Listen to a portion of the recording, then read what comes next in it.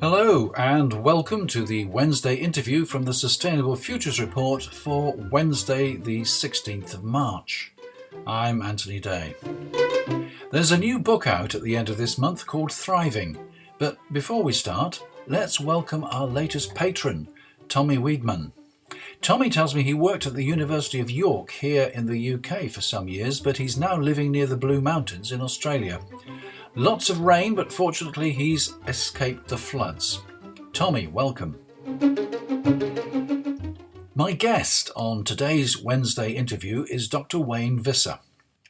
Wayne Visser has been listed as one of the world's top 10 most influential faculty thinkers on social media on issues of responsible business, a top 100 thought leader in trustworthy business, a top 100 sustainability leader, and a top 500 influencer on CSR and business. He currently serves as head tutor, fellow and lecturer at the University of Cambridge Institute for Sustainability Leadership, as well as Professor of Integrated Value at Antwerp Management School, where he holds the world's first academic chair in sustainable transformation. He's also a director of the think tank and media company Kaleidoscope Futures Lab and founder of CSR International. Wayne, welcome to the Sustainable Futures Report. Great to be with you. Well, you've been writing and speaking and teaching about sustainability and the climate crisis practically all your life. You've been involved in field work. Now, we're talking today about your latest book, Thriving, which is published on the 31st of March. And in that, you talk about regeneration, about regenerating nature, society, the economy, and organizations. Tell us a bit more about this approach. Well, as you say, for more than 35 years now, I've been engaged in this work of sustainable development, and I've seen that evolve over time. I've seen that increase and start to scale. But I also see that on many, many issues, we're completely failing to reverse the trends that we're facing as a global society. And I see that part of the problem is the framing of these issues in terms of sustainability for a few reasons. One, I think sustainability is still largely misunderstood, despite the fact that it was introduced in 1987. I think it is also misapplied, especially by business and sometimes by politicians. But most importantly, it's uninspiring. You know, who in their life says, my dream is to sustain myself? I mean, you know, it just doesn't get to what makes us tick as people, as societies. Whereas if you say to somebody, would you like your career to thrive? Would you like your organization or your relationships to thrive? They know what that means. Now, fortunately, there's a lot of science behind this because we've been studying complex living systems for the last few decades. And that's really what the book tries to bring together, is some of the science, but also the application, especially through innovation. We start to see the world changing in a positive direction. Well, as you say, 1987 was our common future from the United Nations. That's when the Brundtland Commission came out with a definition of sustainability. And it wasn't long after that we had the Rio Earth Summit. That was 1992. And now in 2021, we had COP26, which was effectively the 26th conference following on from Rio. But the world isn't moving fast enough. You're suggesting that they're not describing the issue in what I might describe as a sexy way or an attractive way. But the fact remains, we're not moving fast enough. Emissions are increasing year on year. Are we ever going to get to the point where the world will actually take this seriously and move forward? Well, I think that the world is taking it seriously. So one of the things I try to do in my work and with the book is to understand how complex systems change. And of course, change doesn't happen in a linear fashion. It doesn't happen incrementally. It's like a virus. It's slow to start with, and then you get what the scientists would call positive feedback loops, and it accelerates. And what I find so exciting right now is many of the issues we've been working on for so long, we start to see those positive tipping points reaching the stage where the scale and the speed really is increasing rapidly now. So we have to remember that we don't have to get to a majority of people agreeing to this either. So when we study complex systems, the science suggests that anything between 5 and 25% of a crowd can move the crowd in a certain direction if they have a common intention. And so, a lot of what I see is about hope. It's about saying that, all the pieces of the puzzle are starting to line up. And, you mentioned COP26. I can go into that as an illustration of how I think we have the different parts starting to reinforce one another. I'd just like to go back on what you were saying about 5 to 25% can actually change the whole opinion. But does that imply, or does that require, that the other 75 or 95% are uncommitted at that point? Because we have debates all over the world. We had a debate called Brexit, as you're well aware. And it's a lot more than 5 or 25% who are in favor of one side, but we're in deadlock on that. So how exactly does it work? Yes, so this is in a, if you like, in a system where there is randomness, and so of course that is not always the case. We have people pulling in opposite directions as well, and we have a lot of chaos in the system, and so it does mean that that minority needs to be very clear on their intention, needs to be working very actively towards making that change happen. But the main point is that most change doesn't happen in the way that a Brexit happens, where you're simply looking for a majority vote. Rather, in fact, what you get is a momentum building for a long time, and then you get the system flipping. Now, I was fortunate enough to live through the transition from apartheid to democracy in South Africa, and we saw a generation of resistance to that change, of course, among the white minority that was in power, very brutally, actually. And then when the change happened, it happened incredibly rapidly. Within 5 years, the whole system flipped. So that's the main point, is that you need that perseverance. You need to stay focused on the goal. But as things start to reinforce one another in a positive way, the system can change very fast. So is it fair to say that the minority have to make it clear to the majority that it's in their own interests to change their mind in order to facilitate the flip? Well, certainly it helps when it becomes clearer that moving in a certain direction is good for everyone.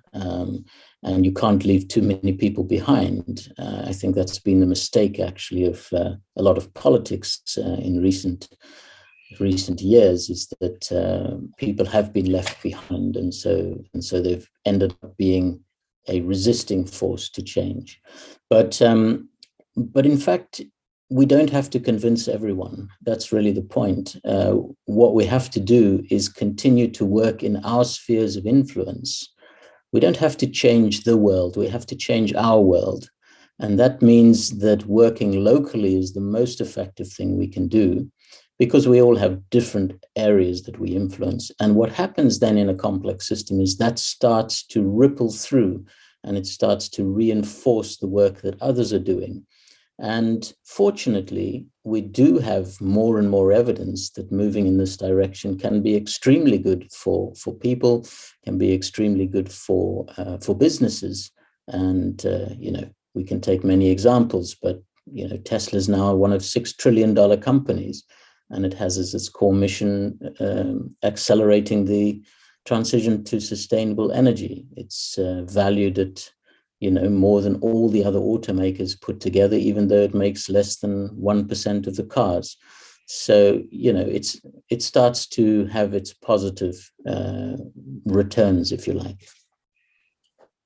On a completely different scale, but talking in terms of small pressure groups, do you think that Extinction Rebellion and Insulate Britain and organisations like that are on the right track? And are they different from organisations like Greenpeace, which have been around for a very long time and have not achieved breakthrough? They've achieved certain things, but they've not achieved a fundamental breakthrough so far.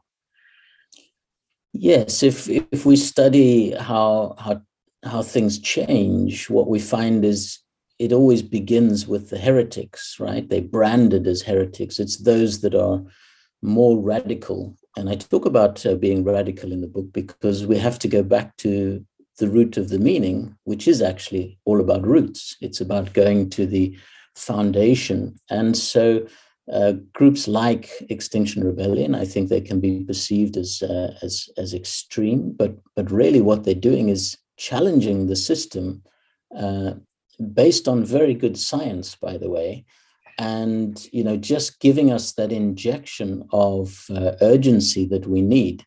So we do need them. I think they are being effective in helping to nudge the system. But we need all of the others as well. We need Greenpeace, we need the WWFs, we need, the climate strike, we need the Black Lives Matter. All of these social movements are what is helping to accelerate the change. It's been suggested that the shock of the pandemic gives us the opportunity for the Great Reset, changing things fundamentally in a way which we would never have considered if the pandemic hadn't thrust change upon us. Do you believe that we have the leaders with the vision to seize the opportunity, or are they just going to chase after business as usual?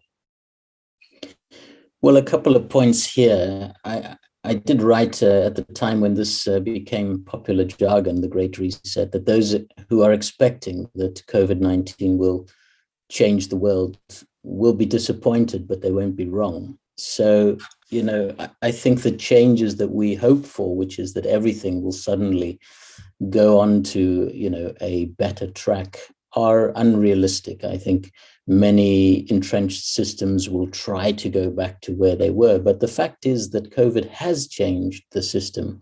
And I think many of the things that it has done, we will only know in years' time when we look back what the most significant changes are. And that, again, is a feature of complex systems. You get that butterfly effect where a butterfly flaps its wings in one part of the world and you get a typhoon in the other, metaphorically. So we don't know what all of those ripple effects will be, but some are quite obvious, like, the fact that not having to travel everywhere for meetings has just become standard practice.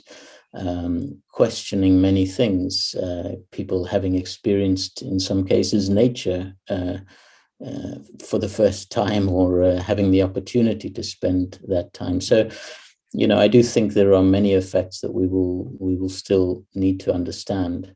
But I think one of the most profound things from COVID is that it helped us to understand exponential change. This is something that's crucial to trying to move our world in a better direction. But for many people, it's hard to get their head around when you talk about doubling times. In the case of COVID, it was often within 3 or 4 days, right?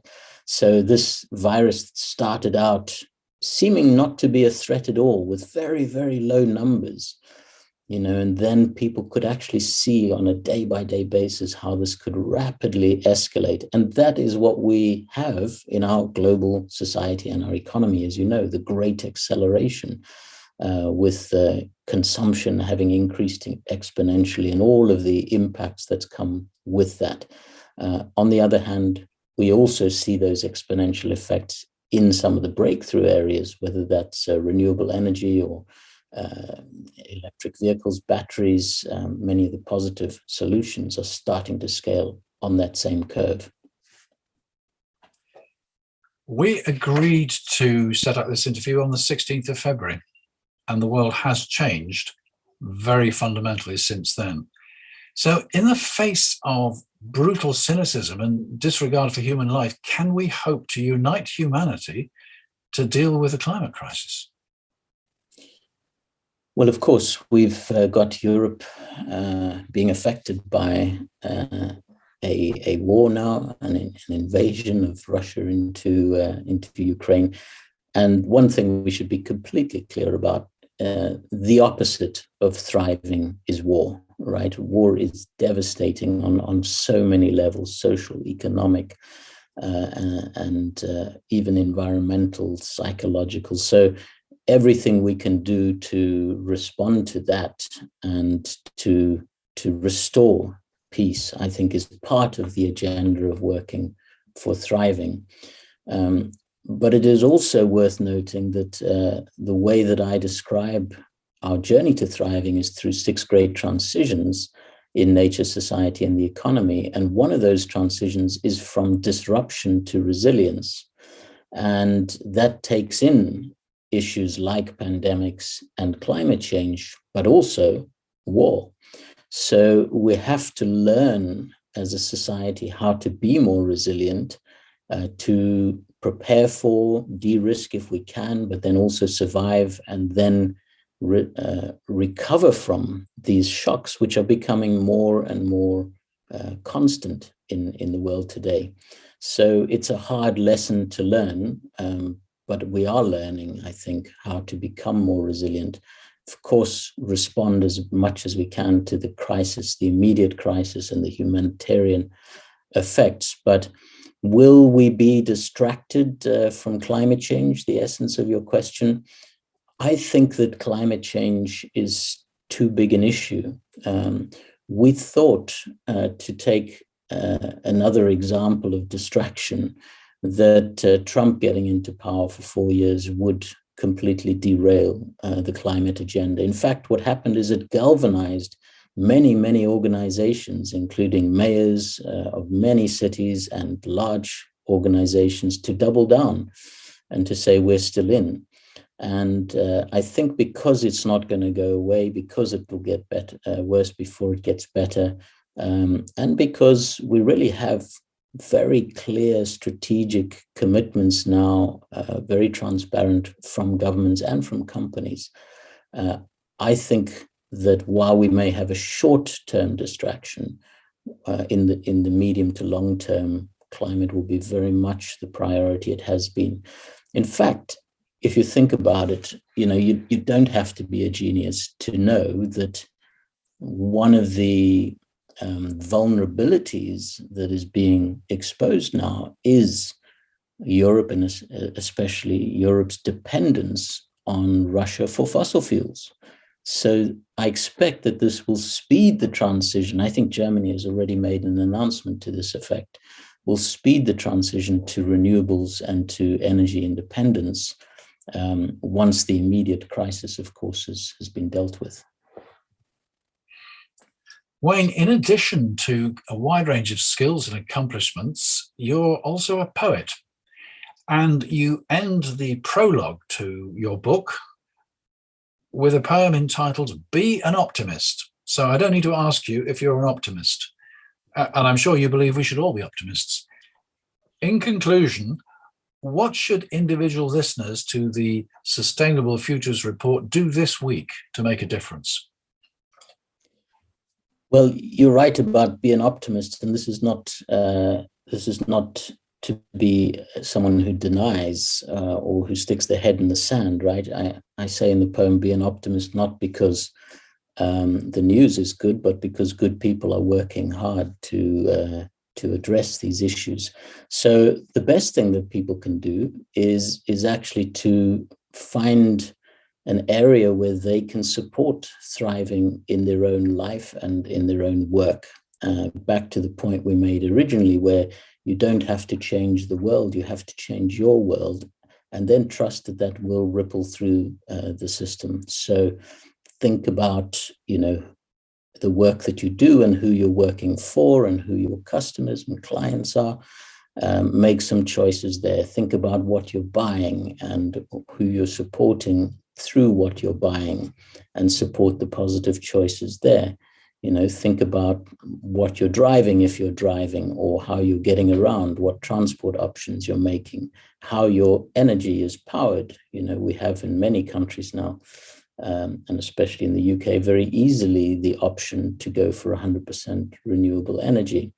So, there are many choices that people can make. The main thing is just figure out where your sphere of influence is, and that's the scale at which you need to work. I sometimes use the analogy of termites.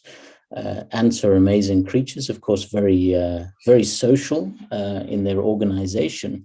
But the interesting thing about termites is they don't have a leader.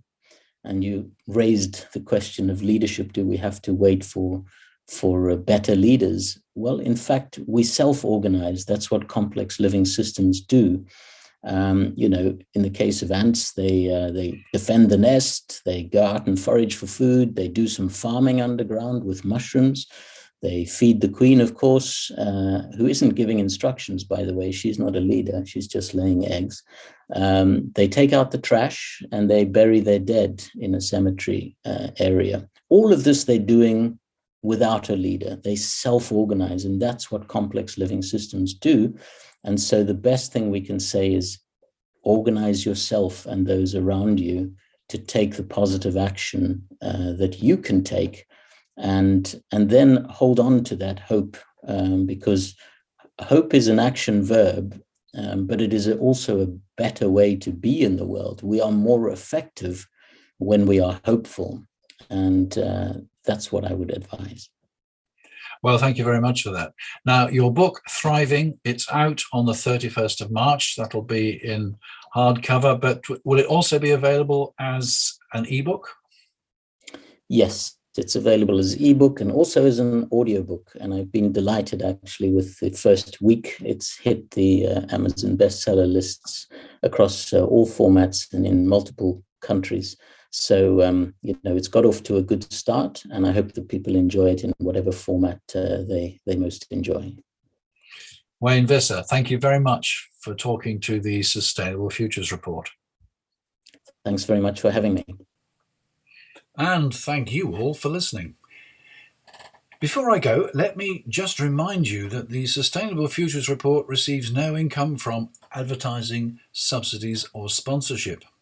Oh, okay, I am getting a free copy of Thriving. But apart from that, it's the lovely people who have signed up to be patrons at patreon.com/SFR who help cover my costs. People like our latest patron, Tommy Weedman, or is it Veedman? Anyway, thank you all. The next Sustainable Futures Report will be on Friday.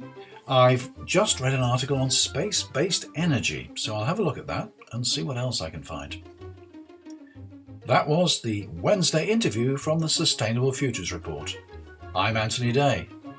Bye for now.